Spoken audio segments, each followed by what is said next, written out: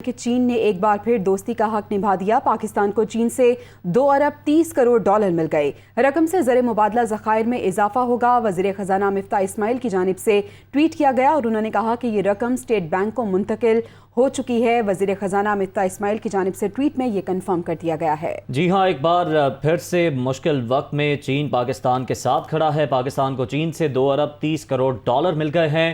وزیر خزانہ مفتاح اسماعیل کا اپنے ٹویٹر پیغام میں یہ بتانا ہے کہ رقم سے زر مبادلہ ذخائر میں اضافہ ہوگا۔ رقم اسٹیٹ بینک کو منتقل ہو چکی ہے۔ تو اچھی خبر آج کی یہ ہے کہ پاکستان کو چین سے 2 ارب 30 کروڑ ڈالر مل چکے ہیں اور رقم سے زر مبادلہ ذخائر میں اضافہ ہوگا۔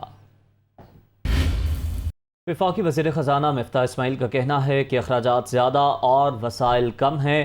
خسارہ پورا کرنے کے لیے پوری دنیا سے پیسے مانگنا پڑتے ہیں۔ عمران خان نے 3 سال میں 20,000 ارب روپے قرض دیا۔ وہ کس منہ سے آزادی اور خود مختاری کی بات کرتے ہیں؟ اتحادی حکومت نے مشکل فیصلے لیے، ہماری سیاسی ساکھ کو بھی نقصان پہنچا۔ پاکستان اب ڈیفالٹ نہیں بلکہ بہتری کی جانب جائے گا۔ وہ قومی اسمبلی میں اظہار خیال کر رہے تھے۔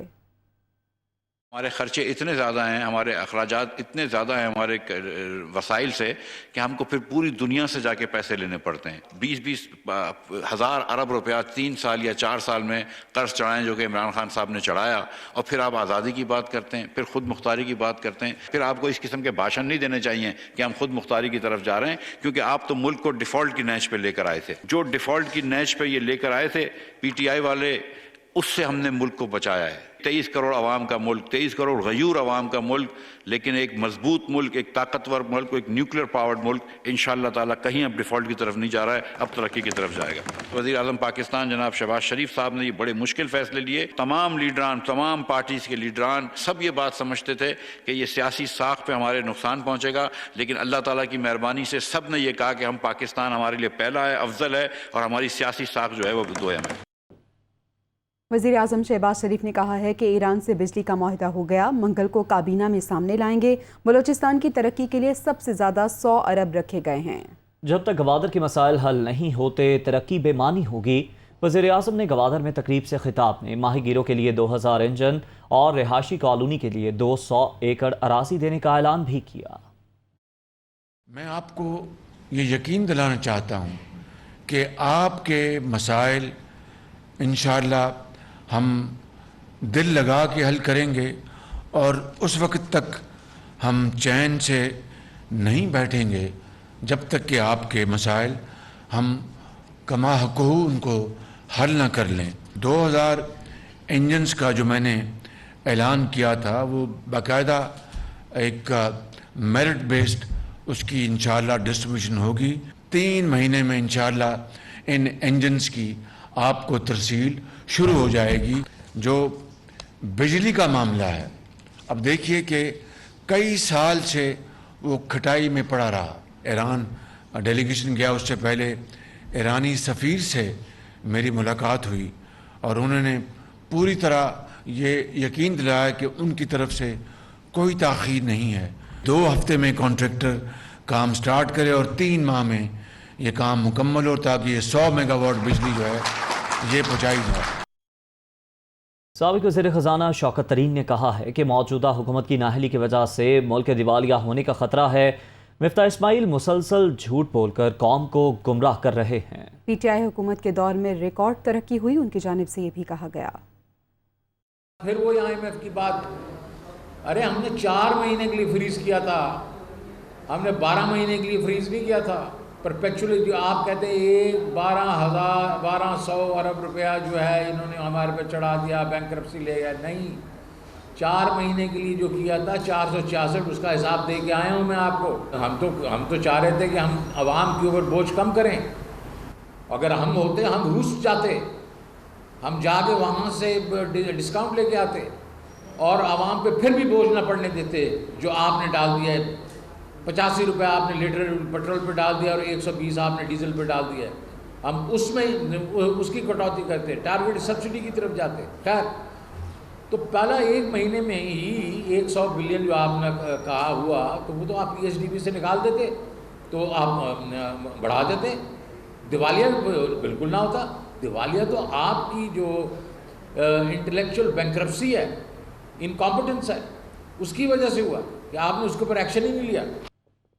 وزیر خزانہ پنجاب اویس لغاری نے کہا ہے کہ جمہوری استحکام کے لیے اقتدار کی نچلی سطح پر منتقلی ضروری ہے. نئے بلدیاتی ایکٹ سے مقامی ادارے مضبوط ہوں گے. تاریخ میں پہلی بار ہر یونین کونسلز کو 10% حصہ ملے گا. وہ صوبائی وزراء کے ساتھ پریس کانفرنس کر رہے تھے.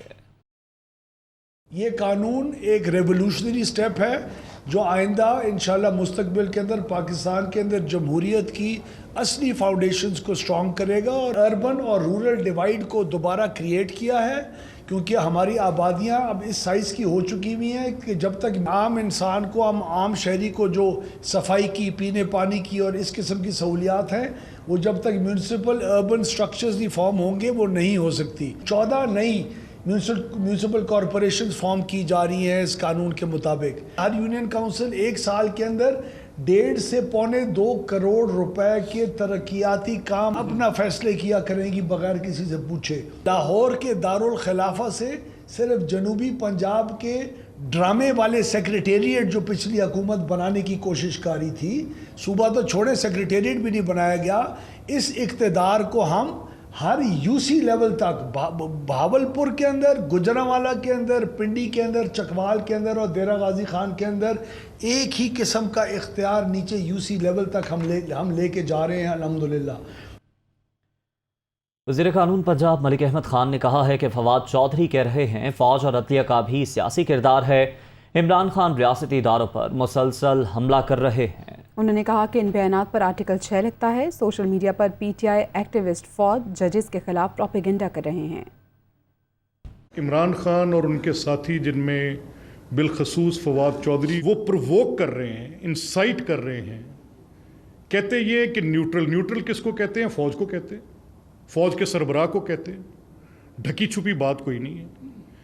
پہلے ان سے کوشش کرتے ہیں کہ مدد مانگیں.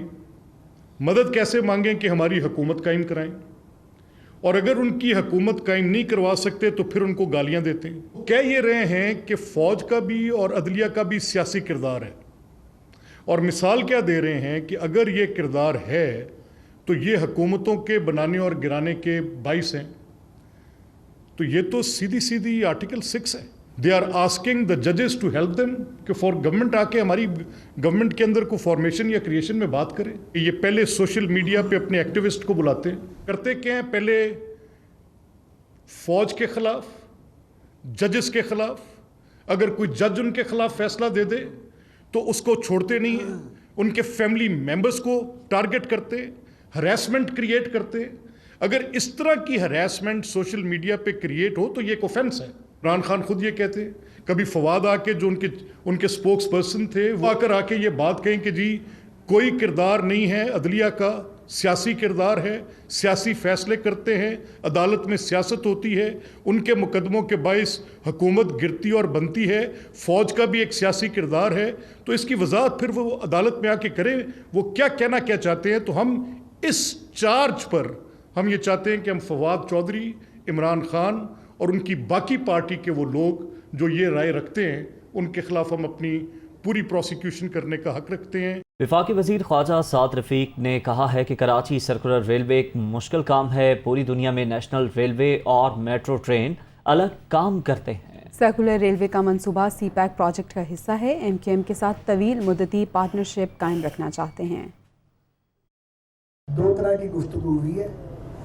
ایک کا تعلق کراچی اور اربن سندھ کی ڈیولپمنٹ کے ساتھ ہے، بیٹرمنٹ کے ساتھ ہے، اور دوسرا وفاق کے ساتھ ایک معاہدہ جس کے سارے نکات کا تعلق لوگوں کی فلاح و بہبود کے ساتھ. جب ہم مذاکرات کر رہے تھے اور بہت سے مذاکرات ایسے ہوئے جو میڈیا کی نظروں میں نہیں آئے، تو سب سے ڈیل ہوئی، سب سے بات چیت کی. ڈیل سے مراد گفتگو ہوئی، اس کا کوئی اور مطلب نہ لیا جائے، پولیٹیکل ڈیل. لیکن ایم کیو ایم کے لوگ جو ہیں یہ بڑے اسمارٹ لوگ ہیں، پڑھے لکھے لوگ ہیں، تجربہ کار ہیں، اور ان سے بات چیت کر کے بڑا مزہ آیا.